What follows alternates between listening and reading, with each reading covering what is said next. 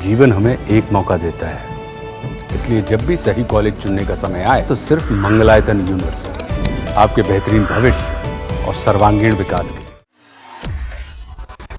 नमस्कार, between the lines with नीलू रंजन में आपका स्वागत है। आज हम बात करेंगे शराब घोटाले की। शराब घोटाला एक ऐसा घोटाला है जो बड़ी बड़ी सरकारों को गिरा देता है। बड़े बड़े लोग जो हैं वो चुनाव हार जाते हैं।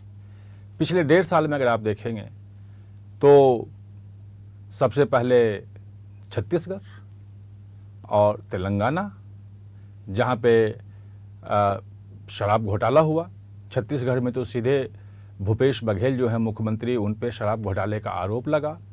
और तेलंगाना में जो है वो सीधे सीधे तो नहीं, लेकिन जो टीआरएस प्रमुख है, मुख्यमंत्री जो हैं के चंद्रशेखर राव, उनकी बेटी के कविता पर दिल्ली के शराब घोटाले में संलिप्त होने का आरोप लगा।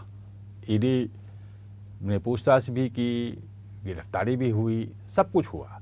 और वो दोनों, भूपेश बघेल भी और वो भी अपना चुनाव हार गए। और दिल्ली में आम आदमी पार्टी की सरकार, अरविंद केजरीवाल मुख्यमंत्री, वो गिरफ्तार हुए शराब घोटाले में। उप मुख्यमंत्री मनीष सिसोदिया गिरफ्तार हुए शराब घोटाले में। बड़े बड़े जो तमाम लोग फंसे। और ये ऐसा घोटाला हुआ कि आम आदमी पार्टी तो चुनाव हारी ही, अरविंद केजरीवाल, मनीष सिसोदिया खुद भी अपना चुनाव हार गए। तो ये जो शराब घोटाला है, ये बड़े बड़े लोगों की सत्ता जो है वो शराब में डूब जाती है, ख़त्म हो जाती है। अब यही घोटाला जो है वो तमिलनाडु में सामने आ गया है। तमिलनाडु में जो तमिलनाडु स्टेट मार्केटिंग कॉरपोरेशन है, टैस्मैक, वो वहाँ पे शराब की खरीद बिक्री, प्रबंधन, ये तमाम काम करती है। सरकार की संस्था है। इसमें जो पूरे शराब की खरीद बिक्री में लगभग 39,000 करोड़ रुपए के घोटाले का आरोप लग रहा है। सबूत अभी बहुत कुछ नहीं मिले हैं। और इसमें तमिलनाडु पुलिस ने ही दर्जनों एफआईआर कर रखी हैं। भाई लोगों ने एफआईआर करवाया, उन्होंने एफआईआर की। उन एफआईआर को आधार बनाते हुए ईडी ने मनी लॉन्ड्रिंग का केस दर्ज कर लिया। और 4 मार्च को ईडी ने, पिछले महीने ईडी ने जो टैस्मैक के जो ऑफिसेज हैं वहाँ छापे मारे।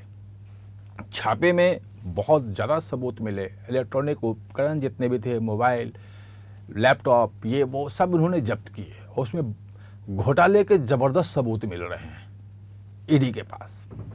अब ईडी की चूंकि जांच शुरू हो गई तो स्टालिन घबराए।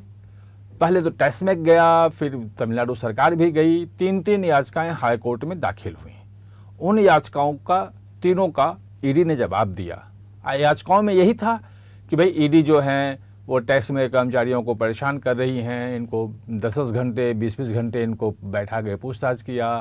फिर ईडी को जो है वो जांच करने का अधिकार नहीं है, ये बिना वैध तरीके से, अवैध तरीके से ये जांच कर रही है, इसको रोका जाए। ईडी ने जवाब दिया उसका।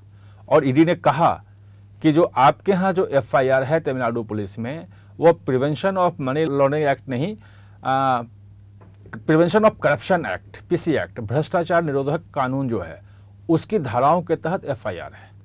और उसकी धाराओं के तहत जो एफआईआर होती है वो उसमें prevention of money laundering act के तहत ईडी जांच कर सकती है, यानी मनी लॉन्ड्रिंग की उसमें जांच हो सकती है। ये ईडी के पावर में है, अधिकार क्षेत्र में है। यही काम ईडी का है कि जो भी शेड्यूल ऑफेंस है जिसमें भी, उसमें ईडी मनी लॉन्ड्रिंग की जांच कर सकती है। अब ये लगा कि कहीं हाई कोर्ट में हम हार ना जाएं, तो इसको डिले कैसे किया जाए कि ईडी की जांच फिलहाल न चल पाए आगे। तो तमिलनाडु सरकार पहुंच गई सुप्रीम कोर्ट। सुप्रीम कोर्ट में कहा कि जी हाई कोर्ट में जो याचिकाएं हैं उसको आप वापस ले लो, आप सुनो, सीजेआई जो हैं वो सुने।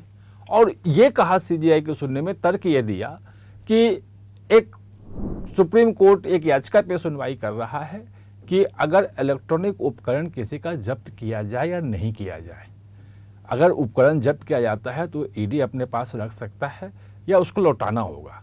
इसको लेके हो रहा है और ये प्ली दिया कि उसी के साथ ये भी कर लीजिए, क्योंकि टेस्मा के कर्मचारी जो थे उनके मोबाइल, उनके कंप्यूटर, वो तमाम चीज़ें ईडी ने जब्त किया है, जो गलत है। सुप्रीम कोर्ट ने कहा, उनकी याचिका खारिज कर दी अभी 3 दिन पहले, और कहा कि वो जो पिटीशन है जिस पे हम जिस याचिका पे सुनवाई कर रहे हैं वो पत्रकारों के इलेक्ट्रॉनिक उपकरण के को जब्त करने को लेके है। ये जो जिनका जब्त किया गया है ये पत्रकार नहीं है, ये कर्मचारी हैं, और इनका क्या जा सकता है। और अगर आपको आपत्ति है तो हाईकोर्ट में आपकी याचिका है, हाईकोर्ट निपटाएगी, फिर हम सुनेंगे। तो फटकार लगी यहाँ। फिर हाईकोर्ट में अगले दिन डेट थी। हाईकोर्ट जब गए तो हाईकोर्ट ने डांटा, कहा कि भाई आपको भरोसा ही नहीं हम पे, आप सुप्रीम कोर्ट चले गए।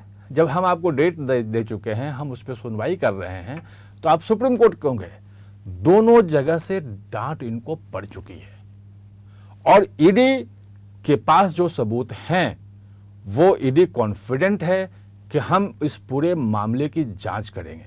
और घोटाले भी कैसे कैसे, आप सोचिए कि जो रिटेल की दुकान है, खुदरा दुकान, जहां पे आम आदमी जाके शराब की बोतल खरीदता है, हर बोतल पे जितने की बोतल वो है, 100 रुपये की है तो 110 रुपये, 200 की है तो 210 रुपये, ऐसे कई बोतलों पे 30 रुपये तक, मतलब 10 रुपये से 30 रुपये तक एक्स्ट्रा जो कीमत है उससे ज़्यादा हर बोतल पे वसूला जा रहा था। और बिल्कुल ऑफिशियली, मतलब डंके की चोट पे कि आपको देना है एक्स्ट्रा पैसे तो दो और बोतल खरीदो, और नहीं तो बाहर जाओ। ऐसा क्यों कर रहे थे? वो इसलिए कर रहे थे कि वहां जो टेस्मा के कर्मचारी जो हैं, जो नियुक्त होते हैं, जो बाकी जो लोग नियुक्त होते हैं, वो सबकी नियुक्ति में भी रिश्वत ली जा रही थी, क्योंकि वहां काली कमाई थी। काली कमाई आप कर रहे हैं तो उसमें आपको पैसे देने पड़ेंगे, आप कमा रहे हैं तो आप हमें भी दीजिए। तो पूरा एक चैन बना हुआ था। इसके अलावा जो डिस्टिलरीज, जो शराब बनाती है, बनाने वाली कंपनियां हैं, उनको कहा गया कि उन्हीं कंपनियों के हम शराब खरीदेंगे और बेचेंगे जो पैसे देंगी, और उनसे पैसे लिए गए। इस बात के भी सबूत मिले हैं, और उन्हीं के कंप्यूटर से, उन्हीं के यहाँ से मिले हैं सबूत कि हाँ, उन्हीं कंपनियों को दिए गए जिन्होंने पैसे दिए। और ये भी देखा गया कि किसी का टेंडर अगर हो गया है कि भाई ये L1 आया, इसको मिलना चाहिए, तो जो डिमांड ड्राफ्ट है वो किसी और के नाम का है, यानी कि उसको डिमांड ड्राफ्ट मिला ही नहीं, किसी और के नाम का कर दिया। ये सब सबूत मिले हैं। और जो शराब बनाने वाली कंपनियां भी थी वो भी अपना खेल कर रही थी, वो भी कैश बना रही थी। वो बोटलिंग कंपनियां जो बोतल सप्लाई करती हैं, उन कंपनियों से मिलके इन्फ्लेटेड बिल बनवा रही थी। ऐसे 1000 करोड़ रुपए के इन्फ्लेटेड बिल के सबूत मिले हैं, यानी कि 1000 करोड़ रुपए कैश वहां पे जनरेट किया गया है, इसके सबूत मिल चुके हैं। तो हर तरफ, हर स्तर पे, हर काम में जो शराब से जुड़ा हुआ है, सब में रिश्वतखोरी खुलेआम चल रही थी। तभी ये 39,000 करोड़ बहुत बड़ी रकम होती है। और अभी 4 साल हुए हैं सत्ता में आए हुए, डीएमके के स्टालिन के मुख्यमंत्री बने हुए 4 साल हुए हैं, तो 4 साल में इतना बड़ा घोटाला हो गया।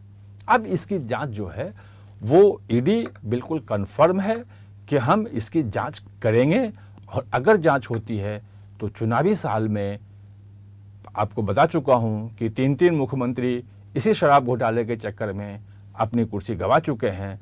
अब स्टालिन बचा पाते हैं, नहीं बचा पाते हैं, ये देखना होगा। आप हमारे साथ कार्यक्रम में जुड़े, इसके लिए बहुत बहुत धन्यवाद।